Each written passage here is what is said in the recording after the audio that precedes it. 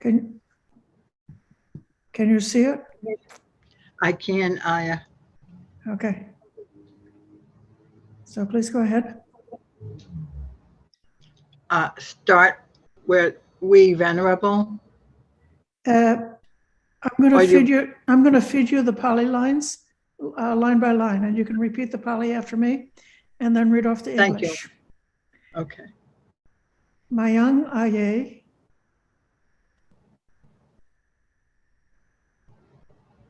Say after me. Mayang Ayya. Oh, sorry. Mayam Ayya. Tisaranena Saha. Tisaranena Saha. Atta Silani Yachami. Atta Salani Yachama. Dutiyampi Mayang Ayya. Dutiyampi Mayam Ayya. Tisaranena Saha. Tisaranena Saha. Atta Silani Yachama. Atta Salani Yachama. Tatiyampi Mayang Ayya. Tatiyampi Mayam Ayya. Tisaranena Saha. Tisaranena Saha. Atta Silani Yachama. Atta Salani Yachama. And then, Barbara, if you could read them in English. We, Venerable, request the 3 refuges and the 8 precepts. For the second time, Venerable, we request the 3 refuges and the 8 precepts. For the third time, Venerable, we request the 3 refuges and the 8 precepts. Okay.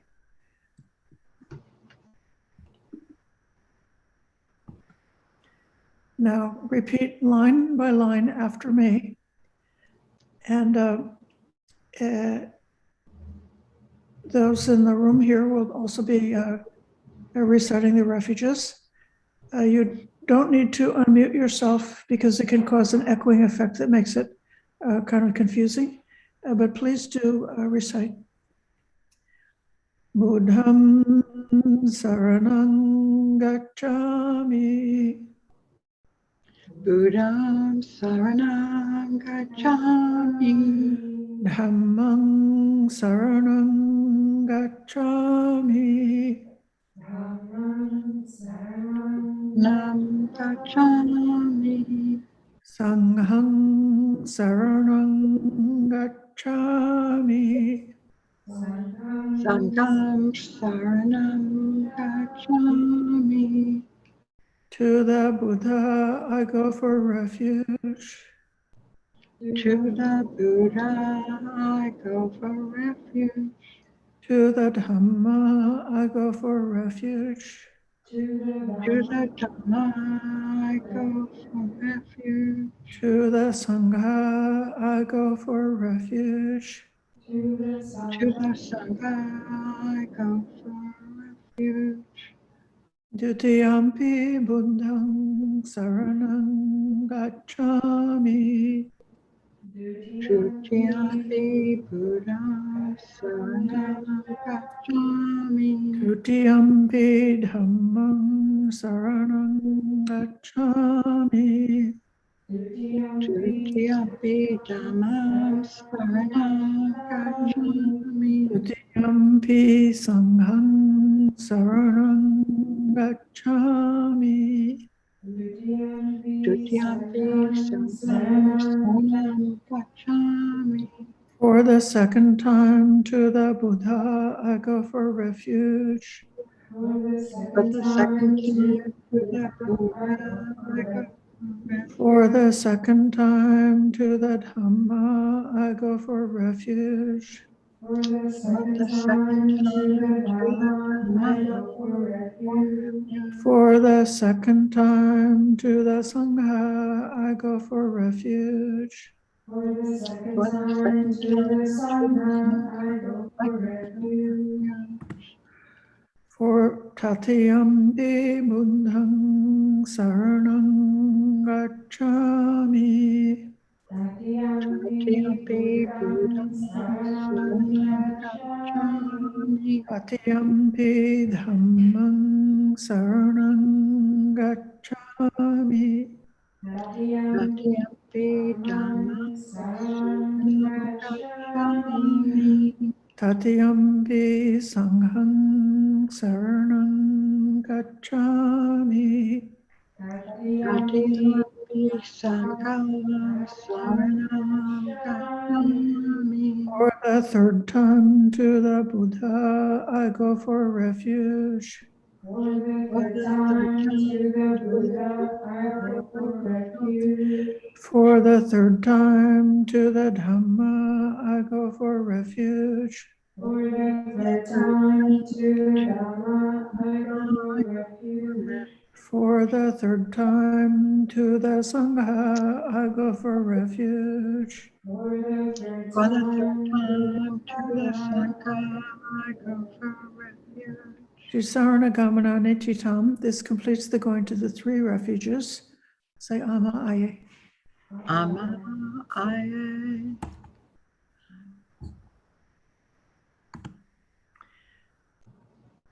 Now, repeat the Pali after me, and then I'll give you the English and repeat both the Pali and English. I'm doing this so that the meaning of these precepts can sink into your consciousness. Panatipata veramani sikkapadang samadhiyami. Panatipata Veramani Sikkapadam. I undertake the precept to refrain from taking the life of any living creature. I undertake the precept to refrain from taking of any living creature. Adinadana veramani sikkapadang samadhiyami. Vadinadana Veramani Sikkapadam. I undertake the precept to refrain from taking that which is not given. I undertake the precept to refrain from taking that which is not given. Brahmacharya veramani sikkapadang samadhiyami. Brahmacharya Veramani Sikkapadam. I undertake the precept to refrain from any intentional sexual activity. I undertake the precept to refrain from any intentional sexual activity. Musavada veramani sikkapadang samadhiyami.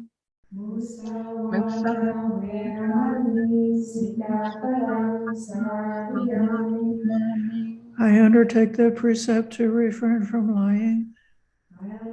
I undertake the precept to refrain from lying.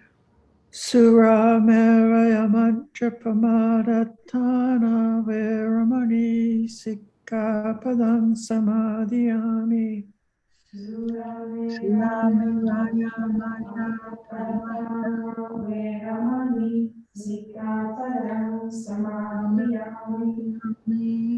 I undertake the precept to refrain from consuming intoxicating drink and drugs which lead to carelessness.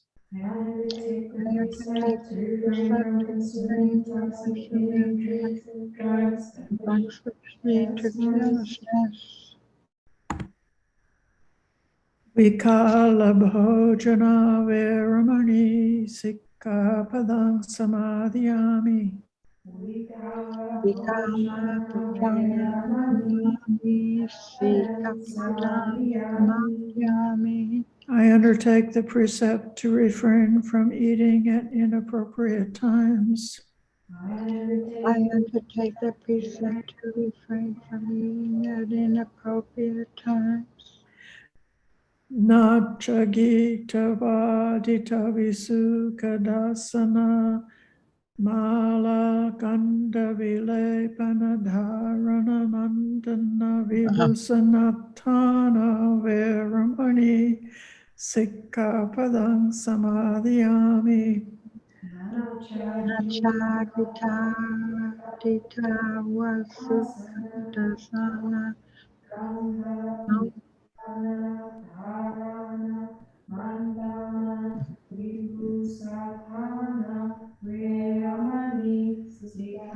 Sikapadam Samadhyami.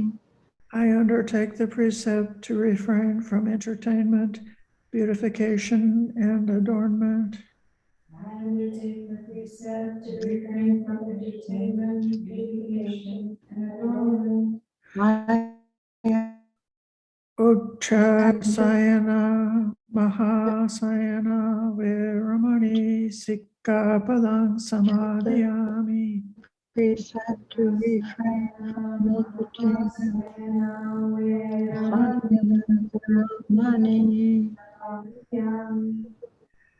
I undertake the precept to refrain from lying on high or luxurious sleeping place. I undertake the precept to refrain from lying on a high or luxurious sleeping place. Imani atasika padani samadhiyami. These are the 8 precepts. I say that 3 times. Mani atasi kapadani samadhyami.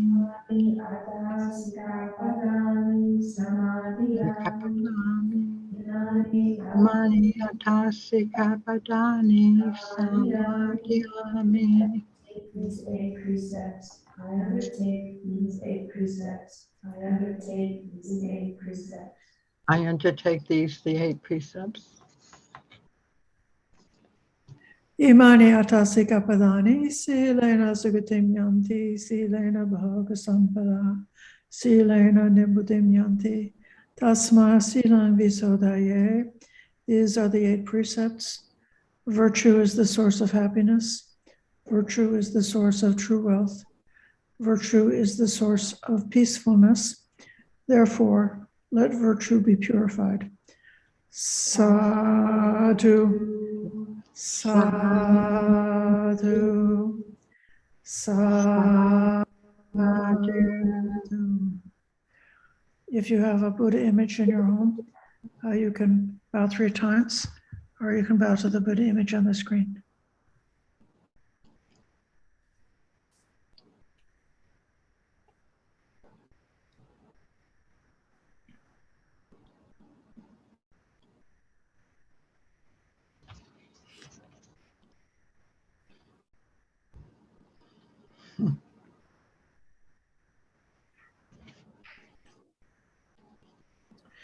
Dear friends, the theme that I wanted to develop during today's day long is equanimity, knowing how to calm the mind and knowing how to make the mind invulnerable to being disturbed by the worldly states, praise and blame, pleasure and pain, fame and infamy, and so forth like that. And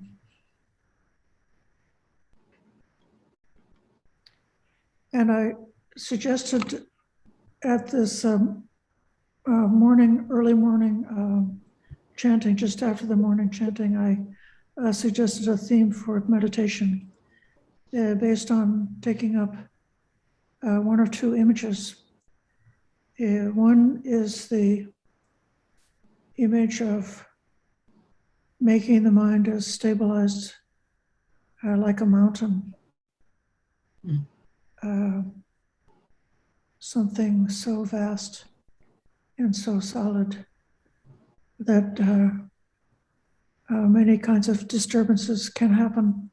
The rain, the wind, the ice, the snow can happen, and the mountain is able to remain unmoved and stabilized.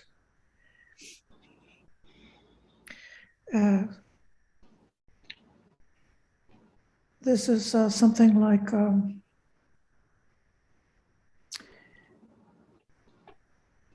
if one has a mind state which has got a point of view based in the narrow self concept, then the small self is so small.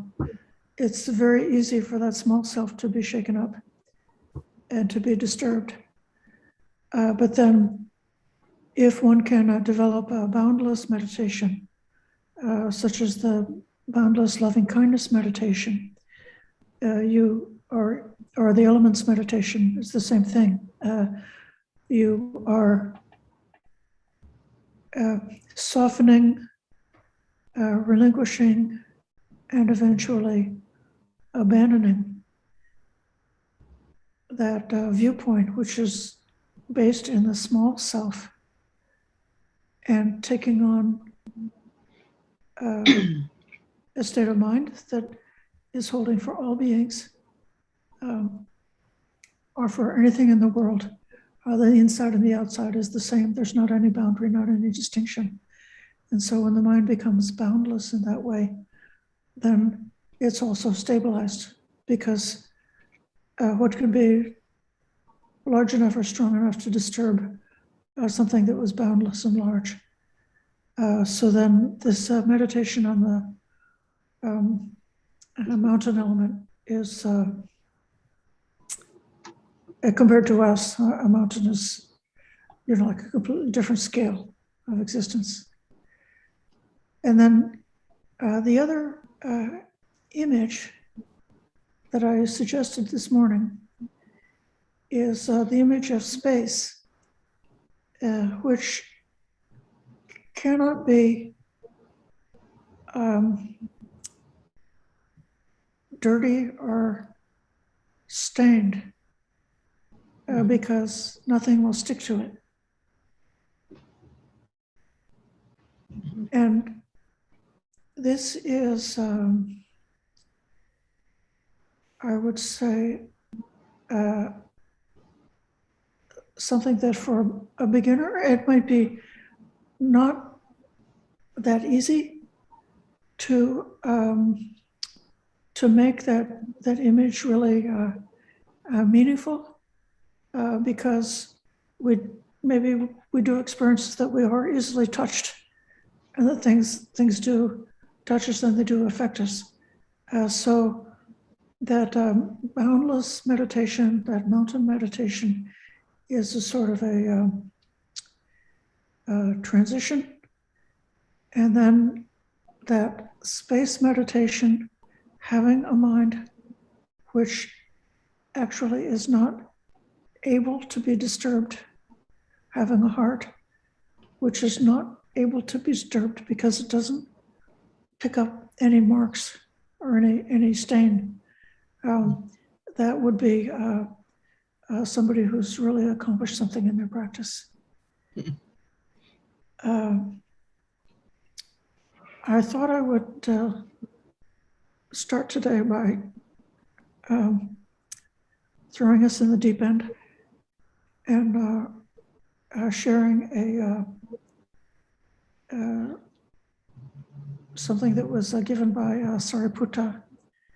That's called the Siyananda, or the Lion's Roar. This is Venerable Sariputta's Lion's Roar of what qualities he has, which are the qualities of a fully enlightened arhat. And I want you to think of these states are not completely beyond what you can understand or what you can aspire to, but something that you can contemplate, reflect on, and at moments in your practice, you can experience something like this.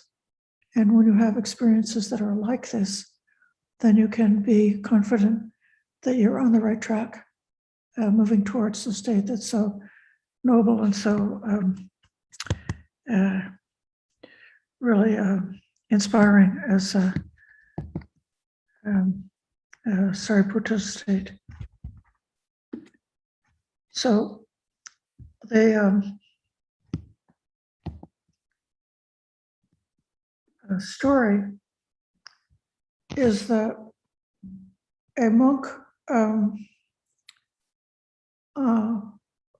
accused Sariputta of having insulted him and not apologized.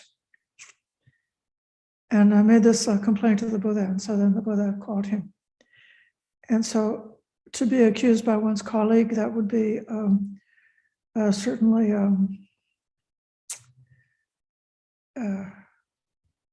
just the type of thing that could happen within a monastic community and could cause the strains of irritability to happen and could cause even a monastic community to become kind of degraded and falling into petty squabbles.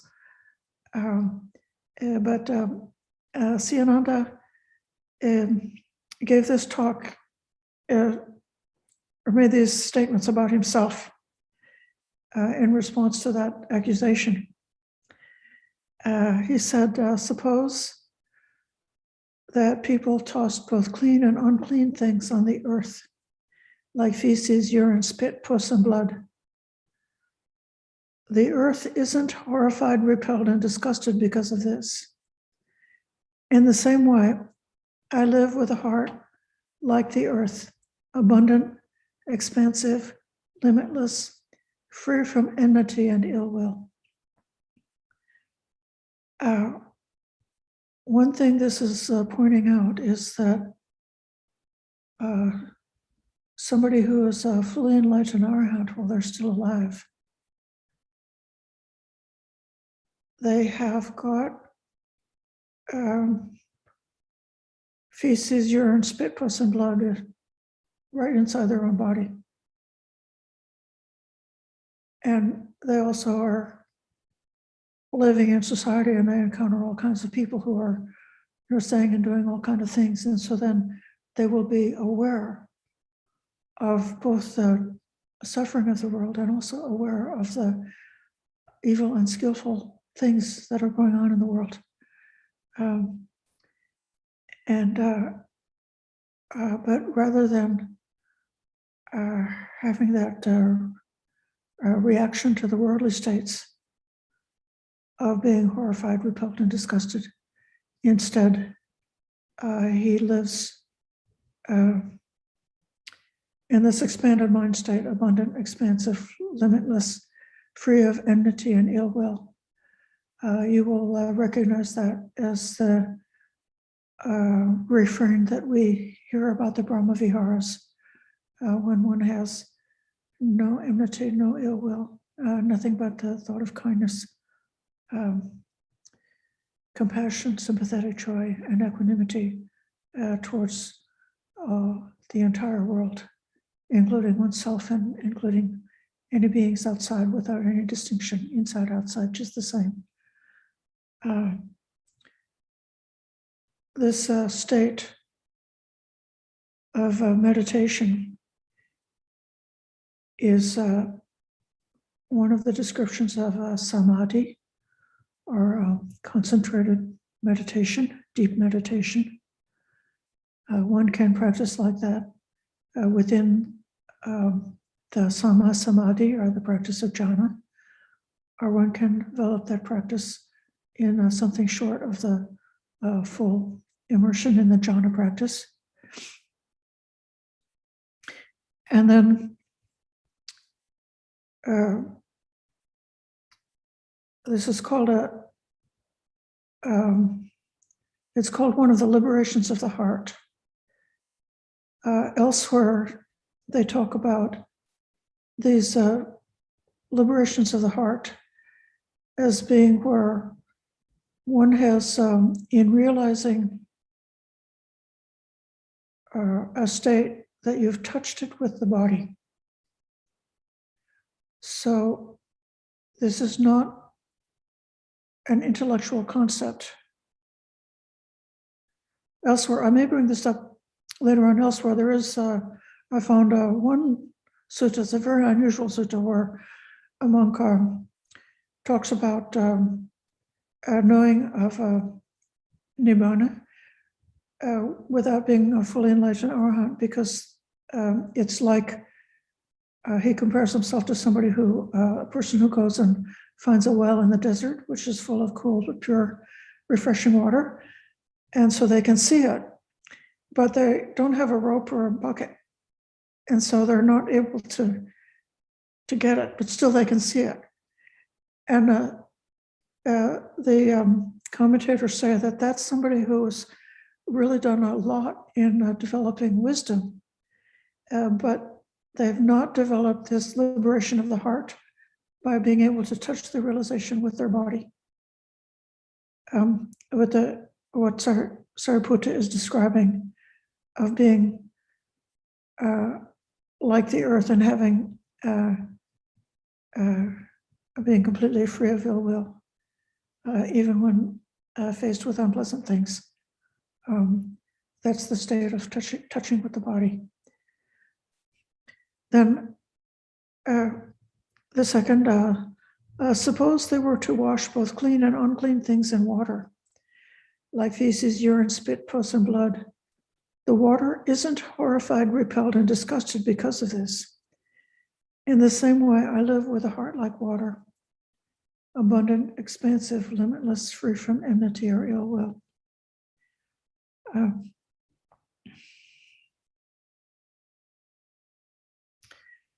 In a certain way, the water element is like the river. It has the quality of flowing. That's one of the aspects. And I think if a person meditates on the mountain, they may have experience a lot of stillness. And if they meditate meditating like the water, they could experience the continuous flow of phenomena, the continuous flow of impermanence, just flowing on and on, like the way the river flows by.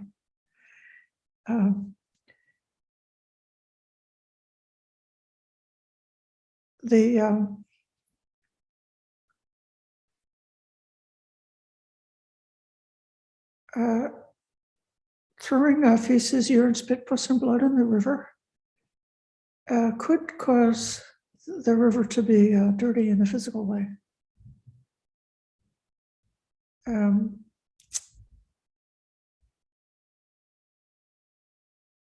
But that pollution can eventually be worked out and cleansed through the process of nature. But what he's talking about is not whether something is clean or dirty, but it's the attitude, it's the mental attitude. So water doesn't have that mental or emotional reactivity. I have to say this because people who are aware of what humans have done to the earth can find these teachings confusing, because they feel that the earth is crying and asking for our actions to help. But actually, the earth is not able to cry. The river is not able to cry. It's not able to call out. And that's why humans have got a duty, if you have the ability to speak on behalf of the earth and speak on behalf of the river, to protect. But the point here is that the water, nature, is like this great mystery, like the human tendency to this emotional reactivity, which is like so personal and so individual, and really depends on a kind of like a separation of the consciousness into individuality, is causing this capacity for being horrified, repelled, disgusted. And then that individualism is like not existing in the great elements. Then the next is Suppose a fire was to burn both clean and unclean things like feces, urine, spit, pus, and blood. The fire isn't horrified, repelled, and disgusted because of this. In the same way, I live with a heart like fire, abundant, expansive, limitless, free from enmity and ill will. And the characteristic of fire is consuming and destroying.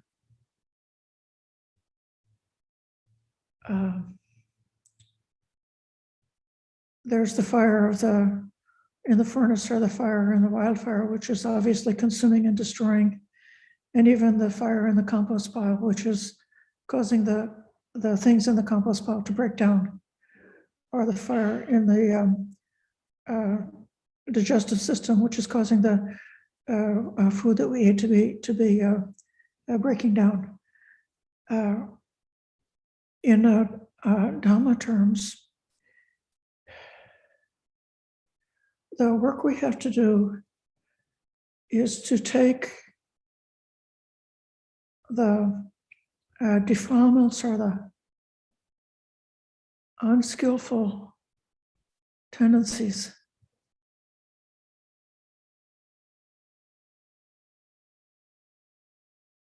and actually to destroy them.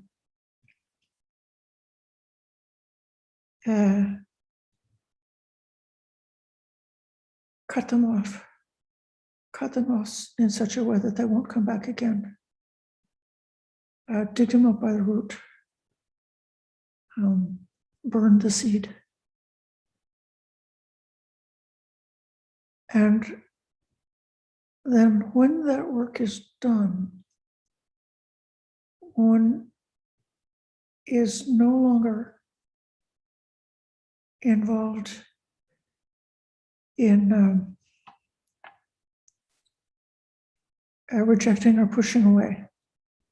When the work is finished, nothing has to be selected or rejected anymore. But while we are along the way, this is very unnatural. And people who are not Buddhists, or people who haven't picked this up could really find it difficult, to imagine that a part of your innermost nature,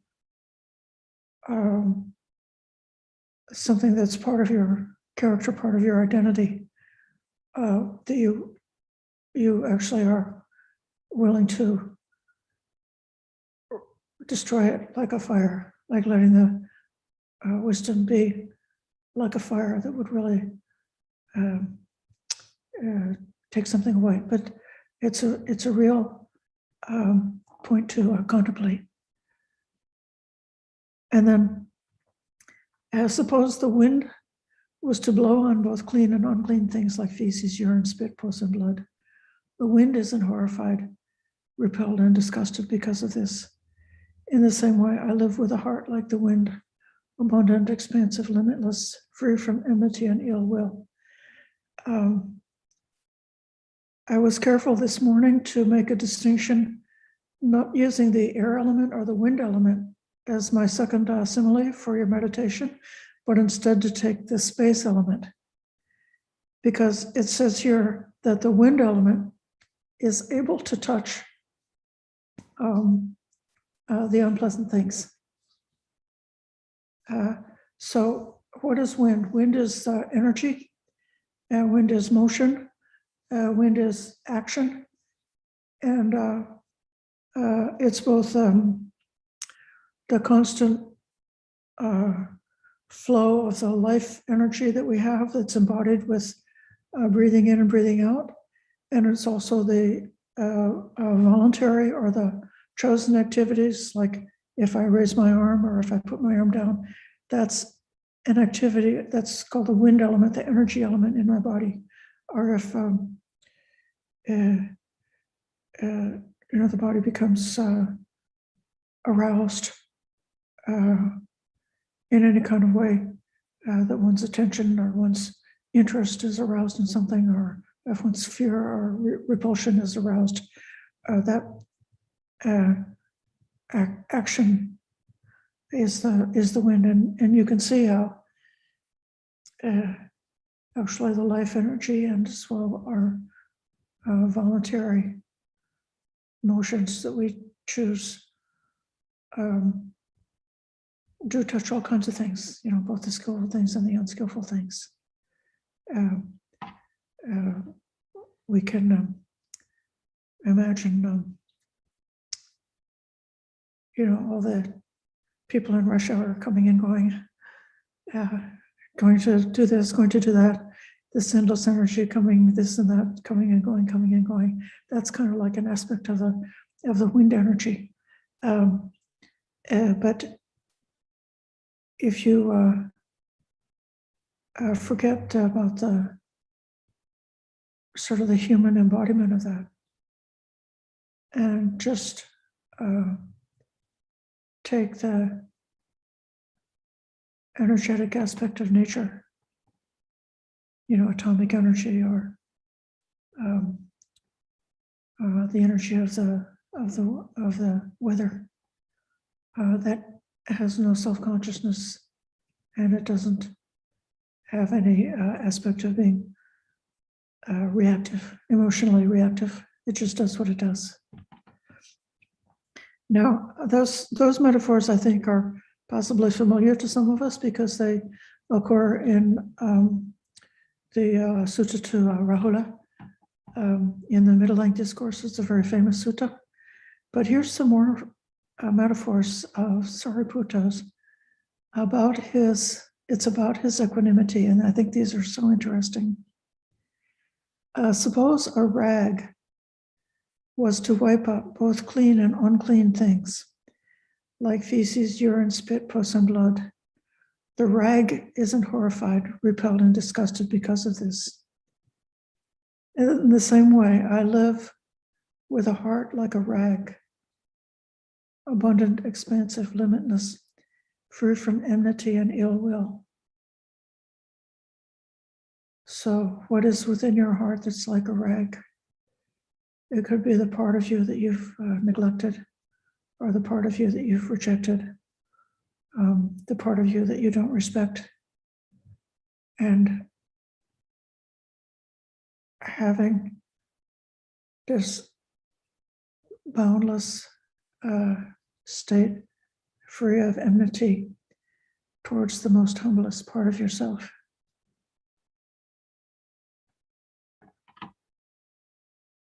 And then suppose an outcast boy or girl holding a pot and clad in rags were to enter a town or village. They'd enter with a humble mind. In the same way, I live with a heart like an outcast boy or girl, abundant, expansive, limitless, free of enmity and ill will. How meaningful it is. The monastics in the Buddhist time were so venerated, so admired, so worshipped, and even in modern times, depending on the cultural situation or the attainments and achievements of a sangha of monastics, they could find themselves the subject of a lot of worldly adulation. And instead of picking up some kind of conceit as a result of that adulation, that they keep themselves at the most humblest and simplest possible level, being just like an outcast boy or girl.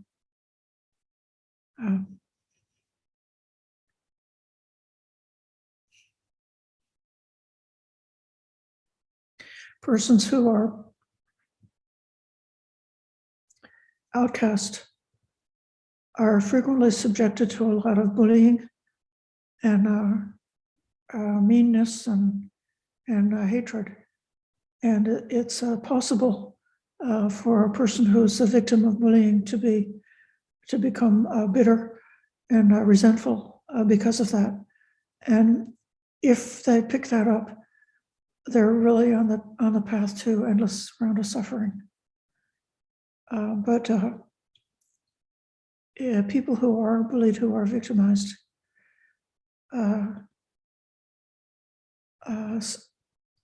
sometimes are able to find out that developing boundless loving kindness, that it's actually possible to find the space where they don't have to pick up any of the meanness or cruelty that's been thrown at them. And it's actually for this reason that people who face a lot of hardships like that sometimes can obtain a lot of moral and spiritual maturity, and have a kind of a moral and spiritual power, because they faced these kind of difficulties and were able to discover the way to get beyond it, so that they would not be touched by whatever kind of cruelty is thrown at them. And then Sariputta said, suppose there was a bull with his horns cut, gentle, well-tamed, and well-trained. He'd wander from street to street and square to square without hurting anyone with his feet or horns. In the same way, I live with a heart like a bull with horns cut, abundant, expansive, limitless, free of enmity and ill will. And so, yeah, whatever defensive weapons we have in our arsenal, if we relinquish those and don't pick them up again, then we can wander, having been unilaterally disarmed.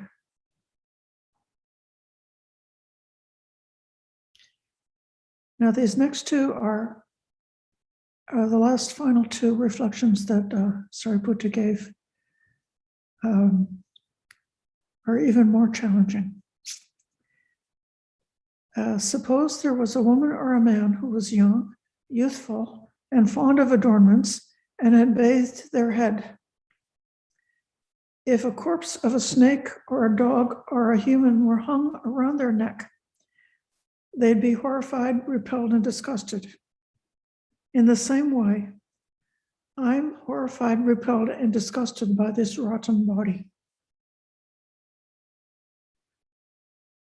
After going through so many different metaphors of not being horrified, repelled, and disgusted, finally, Sariputta is saying he is horrified to be stuck, still being alive and still occupying this living human body.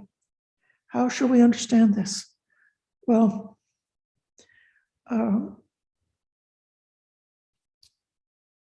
in the simile of the snake, they speak about the snake who gives up the worn out skin.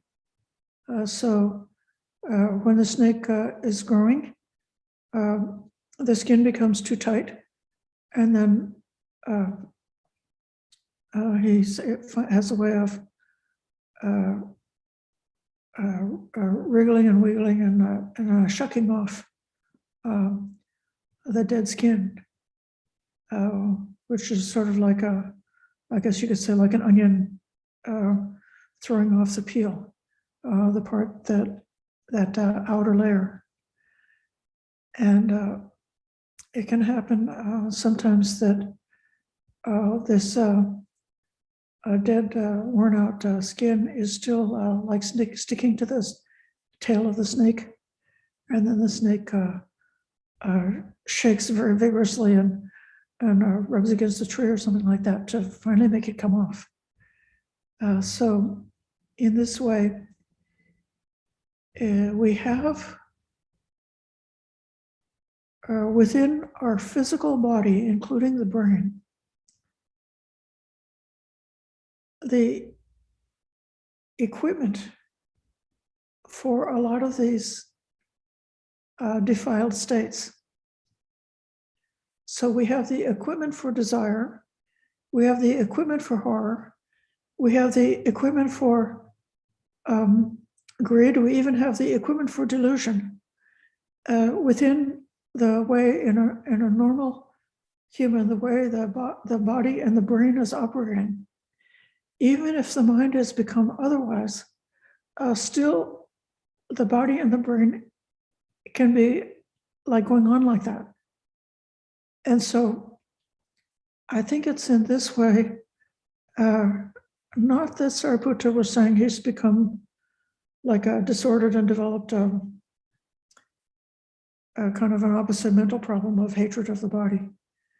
But instead, the way that the body, including the brain, and all of the aspect of the nervous system and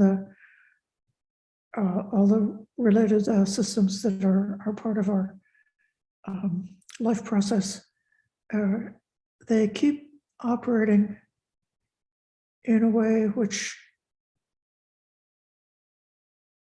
is in tune with having that self-delusion. And when Sariputta has outgrown that and doesn't want that aspect anymore, doesn't want to pick it up. And then the last one is, suppose someone was to carry around a bowl of fat that was leaking and oozing from holes and cracks. In the same way, I carry around this body that's leaking and oozing from holes and cracks. It's said that the fully enlightened arahant who still has a remainder, the remainder is occupying a body which is alive and having this life process, and they will experience Vedana feeling, including painful bodily feelings. And so this is an aspect of equanimity that arahant must have in order to put up with going on with some more years of life, that they will exercise of patient endurance, patient forbearance, and they will tolerate all of the less pleasant aspects of the human body, the human life, including the mental experiences of Vedana, and be able to hold those painful things with an equanimous mind, which is not shaken. This is what people can do. We can cultivate many people who are maybe even a long way from enlightenment or even understanding the aspiration for enlightenment, nevertheless are able to develop a wisdom just even by fully understanding the first noble truth, that when suffering happens, okay, this is suffering. And what I can do here is I can try to understand it. And in that process of shifting from just reacting to the to dukkha by trying to get rid of it, instead becoming interested,